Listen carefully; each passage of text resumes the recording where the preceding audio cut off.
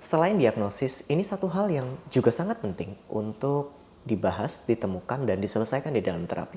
Apa itu? Simak video ini dulu dong.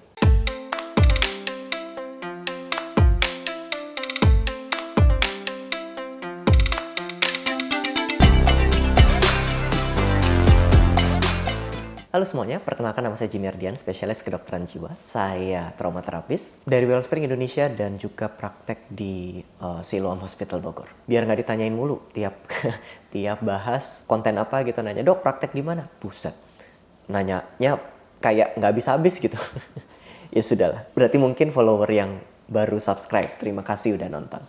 Nah, kembali, saya mau membahas selain diagnosis apa aja yang penting untuk dilakukan dalam sesi. Teman-teman, buat yang mempertimbangkan untuk datang ke sesi konsultasi psikolog psikiater, first thing first, kita harus tahu apa outcome dan ekspektasi yang kita bangun di dalam sesi itu. Dan sebisa mungkin outcome-nya jangan banyak. Atau paling tidak tujuan awalnya jangan banyak. Karena kalau kamu banyak tujuan, nanti bingung.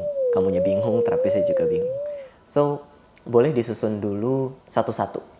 Jangan di saat bersamaan karena kalau nggak pusing. Kembali, jika misalnya tujuannya adalah untuk membuat keadaan lebih baik. Seseorang datang dengan perasaan yang sangat down, lalu sering ke-trigger sana-sini, dia ingin kehidupannya lebih baik. Lebih baik dalam maksud nggak ke-trigger lagi dan perasaannya juga minimal netral, biasa aja. Nggak usah muluk-muluk happy lah gitu.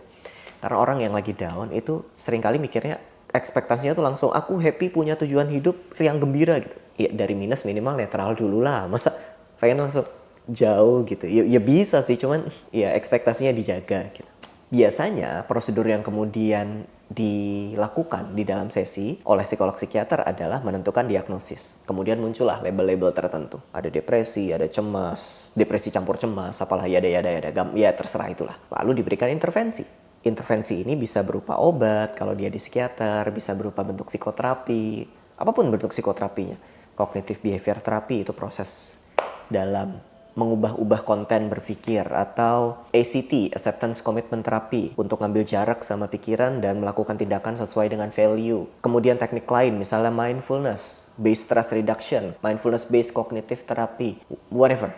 Teknik-teknik ini bagus sekali dilakukan. Tapi teman-teman, selain diagnosis, sebenarnya yang juga patut kita pertimbangkan adalah modalitas yang kita gunakan untuk menanggulangi perasaan-perasaan gak nyaman yang kita miliki. Yang saya khawatirkan, ini saya khawatir sih, kayak nangkep tren aja gitu. Ada tren di mana seseorang datang ke psikolog psikiater itu tujuannya untuk didiagnosis. Teman-teman, diagnosis itu bukan label. Ketika seseorang sakit gigi dan dapat diagnosis misalnya karies gigi, itu bukan label, aku orang yang karies. Ya enggak, giginya karies saja. Atau ketika seseorang datang ke dokter jantung tanpa gejala tapi ikut medical check up lalu ditemukan ada sumbatan di jantungnya, itu bukan label, aku punya sumbatan. Bukan. Ya ada sumbatan di pembuluh darahnya, itu bukan label personal bagi dirinya, bukan. Termasuk juga dengan gangguan kejiwaan. Mari tidak melihat itu sebagai label personal. Kenapa tidak melihat itu sebagai label personal? Karena depresi bukan kamu bukan depresi. Bisa ngerti maksud saya? Iya, seseorang mengalami cemas, betul. Seseorang mengalami gangguan cemas, betul. Tapi saya bukan cemas. Cemas bukan saya. Jangan sampai depresi dan cemas itu jadi identitas. Seringkali yang saya khawatirkan ketika seseorang mengejar diagnosis saja, seakan itu tujuan akhir gitu. Depresi udah. Terus udah gitu. Lah, bagaimana ya? Jangan salah paham buat subscriber baru atau follower baru. Saya secara bukan rutin ya, saya beberapa kali minum antidepresan karena saya jatuh dalam periode depresi. Beberapa bulan lalu bahkan terakhir. Saya 3 hari nggak bangun dari tempat tidur, akhirnya ke psikiater lagi, akhirnya terapi lagi, akhirnya minum obat lagi. Jangan salah, saya juga di situ. Tapi saya enggan, tidak mau mengidentifikasi diri sebagai label diagnosis. Saya nggak mau mengejar apa diagnosis paling tepat untukku. Enggak. Ya kalau psikiater saya bilang depresi, oke. Saya lanjutkan treatmentnya, kalau itu jalan, oke, selesai gitu. Enggak bikin ribet. Pokoknya poinnya keadaan saya membaik, selesai gitu. Saya nggak mau mikir rumit-rumit. Saya nggak mau mikir seakan itu adalah saya membawa identitas. Enggak. Ribet. Sehingga tujuannya nggak boleh cuma diagnostik. Tujuannya sebenarnya diagnosis adalah jalan untuk saya tahu treatmentnya apa nih. Diagnosis bahkan baru pintu gerbangnya, bukan Bukan pintu akhirnya saya ingin tahu saya kenapa. Bukan. Jadi tujuan akhirnya bukan saya ingin tahu saya kenapa. Tujuan akhirnya saya ingin keadaan lebih baik. Nah, itu lebih enak tuh. Di dalam jalan saya ingin keadaan lebih baik, ada beberapa modalitas. Saya membaginya menjadi 2 kelompok besar. Dan saya lagi ngomong khusus untuk gangguan jiwa model kayak depresi, cemas, trauma. Saya nggak ngomong kayak skizofrenia, apalagi demensia gitu-gitu, nggak. Saya nggak ngomong yang memang sudahlah minum obat, lalu lakukan terapi psikososial bersama psikolog, psikiater, social worker gitu-gitu. Saya lagi ngomong soal yang depresi, cemas, psikosomatik, trauma. Saya lagi ngomong untuk kelompok diagnosis yang itu. Saya mengelompokkan terapi itu menjadi dua jenis. Yang pertama adalah terapi untuk how to cope. Bagaimana untuk coping, bagaimana untuk menavigasi gejala, bagaimana untuk mengurangi intensitas gejala. Itu ada di kelompok pertama. Dan kelompok ini menjadi kelompok yang sangat penting. Karena kalau nggak ada kelompok pertama, kita nggak bisa masuk ke kelompok kedua. Nah, apa tugas dari, let's say, mengurangi gejala? Tugasnya sederhana, melatihkan seseorang untuk punya keterampilan tertentu supaya gejala yang muncul nggak terlalu intens. Let's say, gejala yang muncul adalah emosinya overwhelm, penuh. Dia harus tahu cara untuk regulasi emosi, untuk turunkan intensitas itu biar nggak terlalu overwhelm. Karena kalau overwhelm nggak bisa mikir, nggak bisa kerja, nggak bisa produktif, gitu-gitu. Atau bagaimana coping. Depresi erat kaitannya sama nggak bisa bangun dari tempat tidur. Dia perlu punya keterampilan untuk mendorong dirinya minimal memulai aktivitas yang sederhana yang belum bisa dia lakukan. Let's say mandi dan makan. So keterampilan itu perlu wajib dimiliki dan tekniknya ada banyak. Ada CBT, tadi yang saya bilang, ACT, mindfulness, gitu-gitu. Termasuk terapi-terapi yang modalitasnya somatik juga bagus tuh. Kayak yoga, kayak somatic experiencing, trauma informed yoga, SP itu apa singkatannya? Sensory motor psikoterapi, gitu-gitu. Intinya yang ada kaitannya sama sensasi tubuh. Itu satu.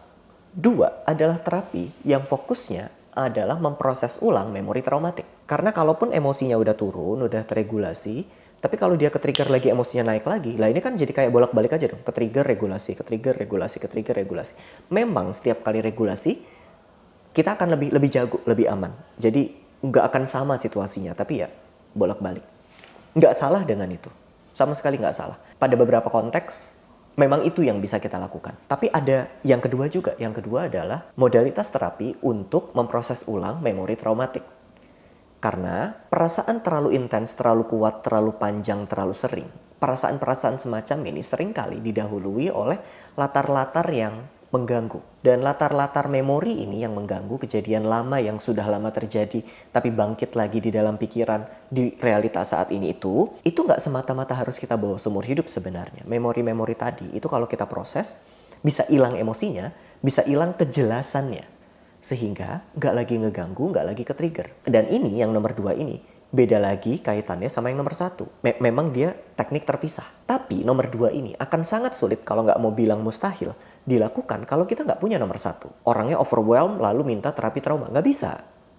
Orangnya kepikiran yang serem-serem, ekstrim-ekstrim, setiap kali ke-trigger, ngerti lah ya maksud serem-serem, ekstrim-ekstrim. Soalnya kalau disebutkan nanti AdSense-nya nggak turun.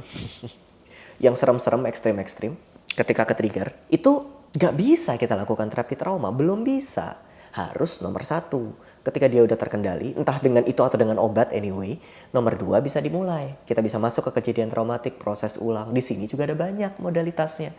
Ada EMDR, ada EMDR tulisannya. Ada brain spotting, ada internal family systems, ada hipnoterapi, hipnoanalisis terutama. Yang saya sarankan selalu adalah murid-murid atau aliran dari Adiway Gunawan Institute, AWGI, muridnya Pak Adi, atau modalitas yang saya bangun sendiri, yaitu trauma processing therapy yang saat ini menjadi bahan untuk tulisan disertasi saya. Modalitas ini sengaja dibangun untuk menargetkan memori-memori traumanya. Bukan semata-mata membicarakan atau bahkan sangat sedikit membicarakan, kalau nggak mau dibilang very minimum membicarakan. Jadi poinnya bukan membicarakan, poinnya adalah memorinya ditargetkan untuk intervensi.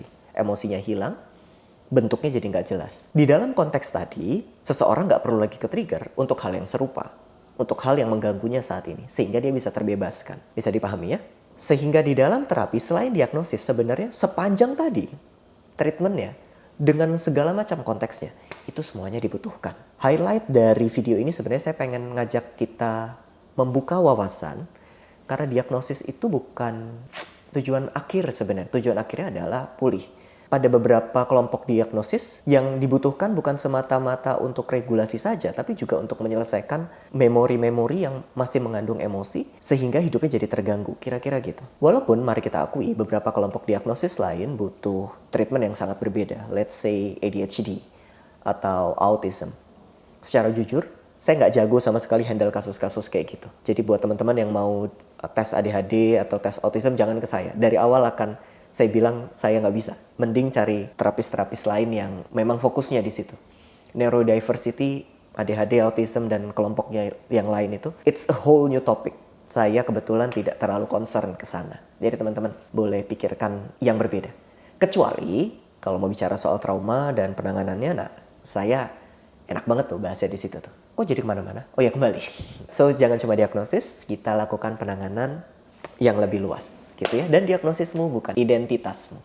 Buat teman-teman yang mau belajar lebih lanjut soal trauma, saya ada membership yang ngebahas lebih panjang, lebih luas soal trauma dan penanganannya. Bisa cek di apa ini namanya, Pak? Ada klik tombol join kalau teman-teman udah subscribe, jadi subscribe dulu baru klik join. Selalu ada video baru di sana tentang insight-insight yang saya bagikan tentang trauma, termasuk penanganan-penanganannya, termasuk dengan penanganan lewat trauma processing terapi. Paling tidak beberapa di antara trauma yang rekan-rekan miliki bisa rekan proses sendiri, kecuali kalau dia sangat intens ya butuh bantuan profesional. Gitu. Kalau buat teman-teman yang pengen bahas apa, minta request apa, boleh ketik di kolom komentar, masukkan saran untuk bahasan selanjutnya. Demikian dari saya, sampai jumpa di video selanjutnya, bye-bye.